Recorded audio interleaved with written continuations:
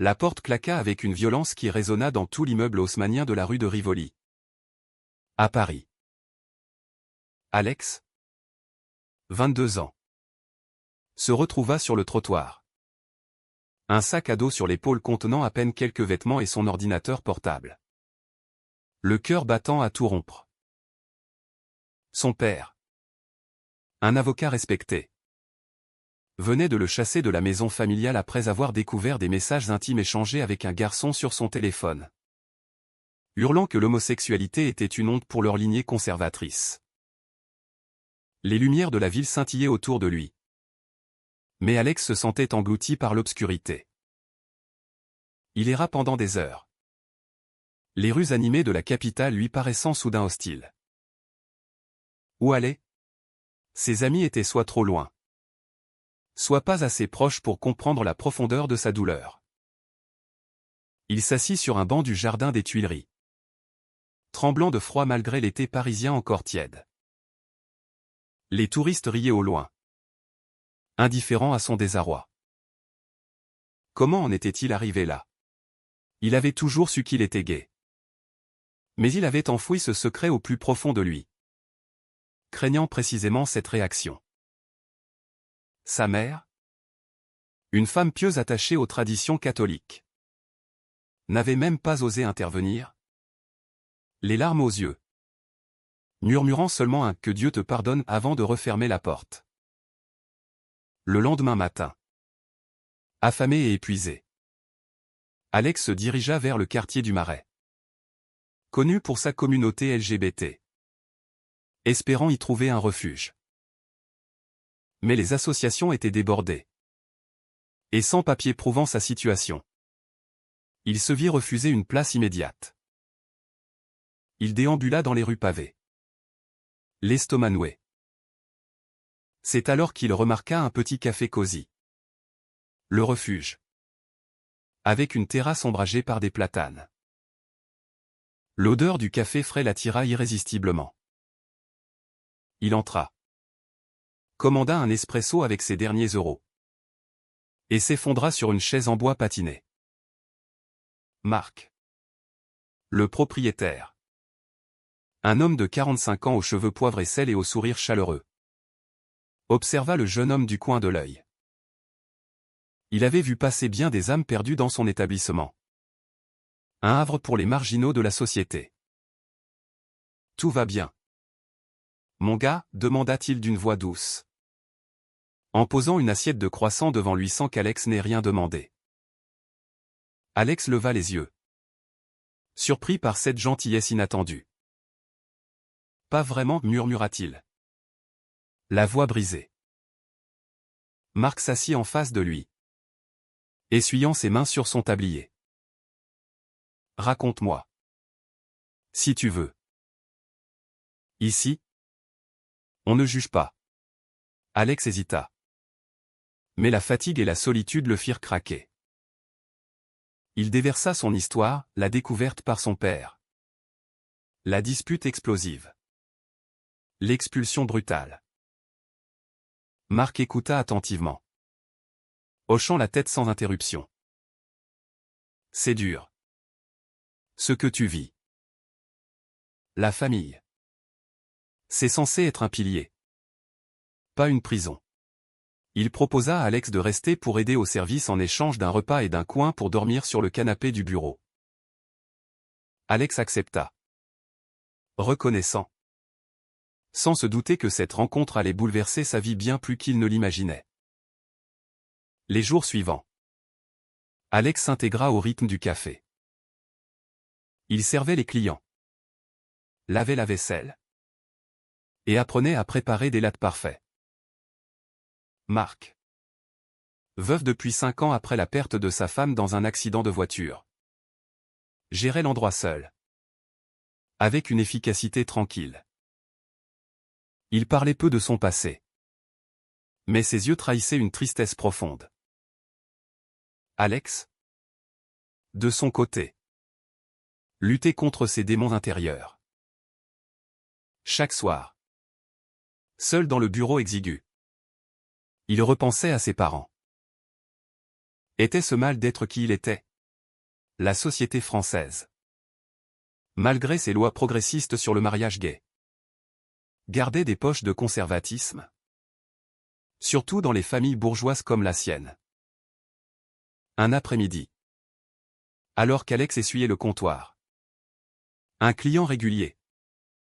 Un militant LGBT. Engagea la conversation. Toi. Tu as l'air d'avoir traversé l'enfer, dit-il en sirotant son thé. Alex confia brièvement son histoire. Et l'homme lui parla des associations d'aide. Des thérapies pour surmonter le rejet familial. Mais Alex se sentait piégé, d'un côté. La liberté d'être soi. De l'autre, le poids de la culpabilité morale inculquée par son éducation. Marc. Entendant la discussion, intervint doucement, la morale. C'est personnel. Ne laisse pas les autres la dicter pour toi. Pourtant, Marc cachait ses propres tourments. Il avait eu un frère cadet. Homosexuel. Qui avait fui la famille il y a des décennies après un scandale similaire. Leur père. Un militaire strict. L'avait renié. Marc. Alors adolescent. N'avait pas osé le défendre. Hanté par la peur. Ce regret le rongeait encore. En aidant Alex. Il cherchait peut-être une rédemption. Mais il ne disait rien. Observant le jeune homme avec une affection grandissante qui le troublait. La tension monta quand Alex reçut un appel de sa mère. Elle pleurait. Implorant son retour. Mais sous condition qu'il guérisse de son problème. Alex refusa. La voix tremblante. Mais le doute s'insinua. Était-ce une trahison de sa part? Devait-il sacrifier son identité pour préserver la paix familiale? Marc. Témoin de l'appel. Posa une main sur son épaule. Tu as le droit de choisir ta vie. Ces mots simples allumèrent une étincelle en Alex. Mais aussi une confusion, pourquoi Marc semblait-il si investi? Les semaines passèrent. Et le lien entre Alex et Marc se renforça. Le café devint un sanctuaire. Un lieu où Alex pouvait respirer sans le poids des jugements. Il aidait Marc à rénover l'endroit, peindre les murs en bleu clair. Réorganiser les étagères de livres que les clients pouvaient emprunter. Pendant ces moments, il parlait de tout et de rien, des films français classiques. Des manifestations pour les droits LGBT. Des rêves brisés. Marc partagea un peu de son histoire, sa femme. Élise. Avait été son amour de jeunesse. Mais leur mariage avait été marqué par des secrets non dits. Alex, curieux, n'insista pas, sentant une barrière invisible. Pourtant, des conflits surgissaient. Un soir, un groupe d'amis d'Alex, informés de sa situation, vinrent au café. Parmi eux, Julien, un ex-petit ami, flirta ouvertement avec lui devant Marc. Alex, flatté mais mal à l'aise, repoussa gentiment les avances. Marc, derrière le comptoir, serra les mâchoires. Une jalousie inattendue le traversant. Était-ce paternel? Ou autre chose? Il se reprocha aussitôt cette pensée, Alex avait l'âge de son neveu potentiel. Et il était son employeur. Mais les nuits suivantes, il rêva d'une vie différente. Où il aurait osé affronter ses propres désirs refoulés. Alex, de son côté, luttait contre une attirance grandissante pour Marc. L'homme représentait la stabilité. La compréhension qu'il n'avait jamais connue. Mais était-ce de la gratitude? Ou un vrai sentiment? La société le jugeait déjà pour son orientation, ajouter une différence d'âge et une relation avec son sauveur compliquerait tout. Un jour, lors d'une pause, il confia à Marc ses doutes sur l'amour, comment savoir si c'est réel. Quand tout est si chaotique? Marc répondit, l'amour. C'est un choix quotidien. Pas une évidence. Mais il faut être honnête avec soi-même. La pression familiale refit surface quand le père d'Alex débarqua au café. Informé par un ami commun, il exigea que son fils rentre, menaçant de le déshériter. « Tu vas ruiner ta vie pour une phase », cria-t-il devant les clients choqués. Alex, tremblant, défendit son identité, « Ce n'est pas une phase. C'est qui je suis. » Marc intervint. Calmement mais fermement, « Monsieur. Votre fils mérite le respect. Sortez. S'il vous plaît. » Le père partit en rage, laissant Alex effondré. Ce soir-là, pour la première fois, Marc serra Alex dans ses bras. Un geste qui les électrisa tous deux. Cette étreinte marqua un tournant. Alex commença à questionner les motivations de Marc. Pourquoi tant de générosité?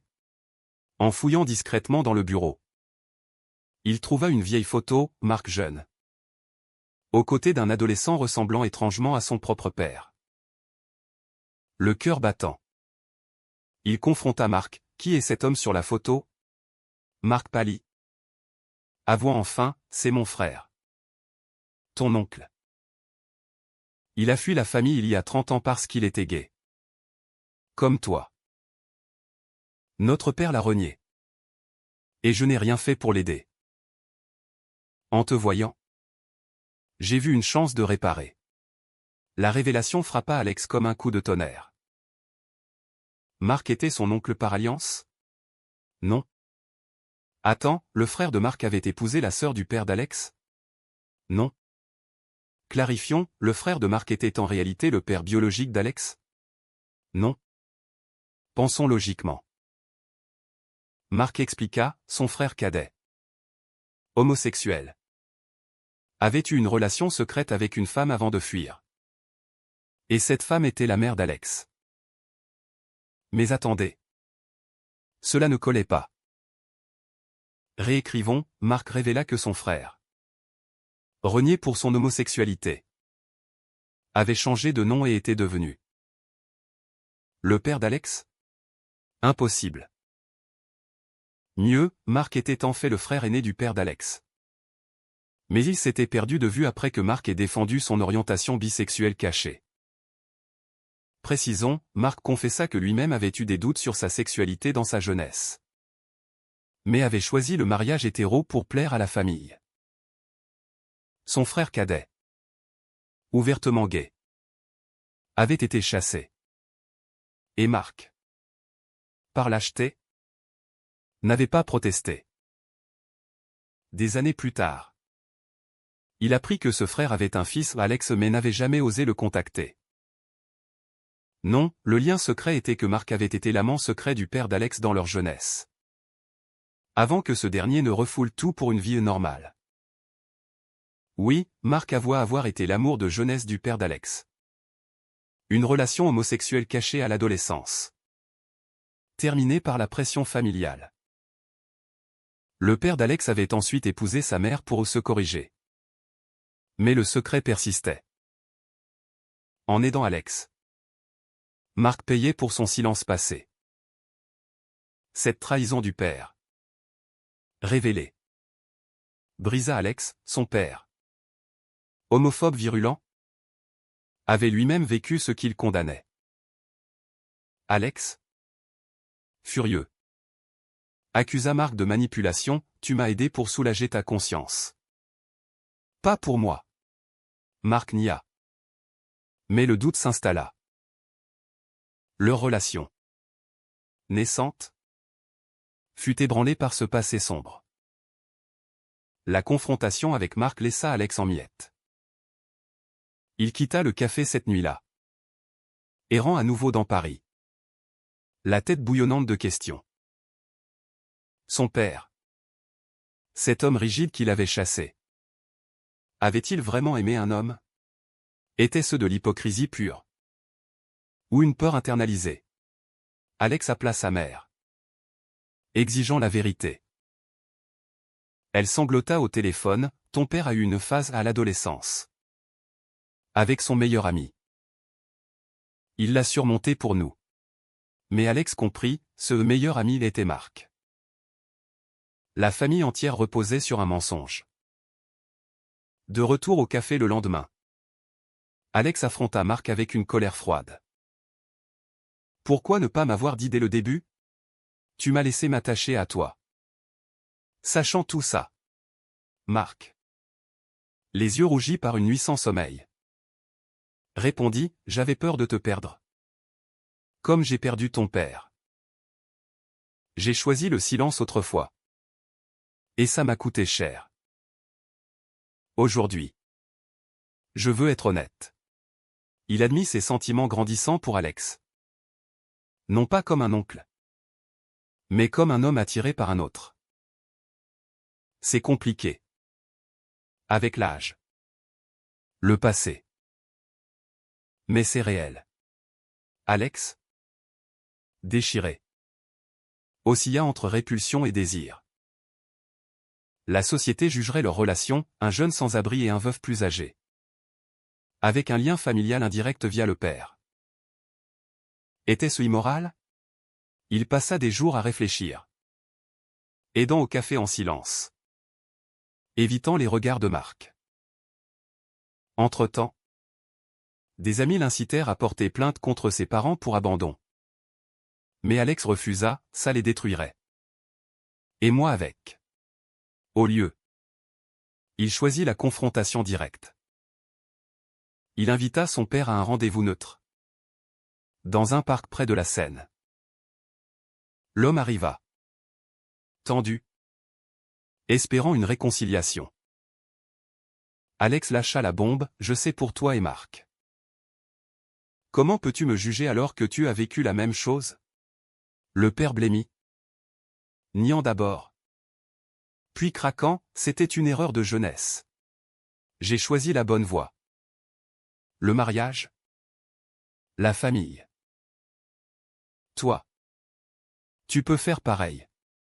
Mais Alex riposta, choisir? C'est refouler. Pas choisir. Tu as payé le prix, une vie de mensonge. Le père partit en larmes. Promettant de réfléchir.